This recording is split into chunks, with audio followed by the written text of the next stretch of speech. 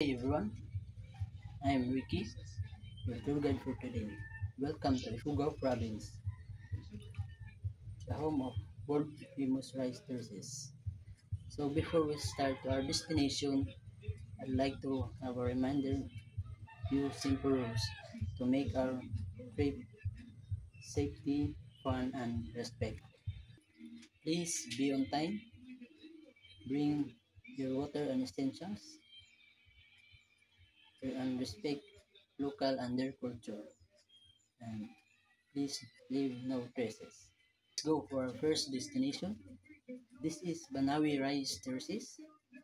It is also considered the eighth wonder of the world. So this terraces is built 2,000 years ago with only hands and basic equipments. We can see the dedication of Ifugao people to make this. So to our next destination, Batad Rice Terraces, the amphitheater. Because tinatawag itong amphitheater dahil para itong hagdan sa isang nayon na nakahulma. Kaya tinawag itong amphitheater. To our third next destination, the Hangduan Rice Terraces.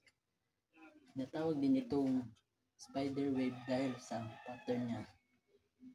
Part na to ng Ifugao, dito makikita natin ang simpleng pamumuhay ng mga magsasaka. Mayroon din ditong hot spring na pwede tayong makarelax sa ating mga mahabang biyahe. For our fourth destination, Tapia Falls, the hidden gems of Batad. This waterfalls, it has an clear water and cold.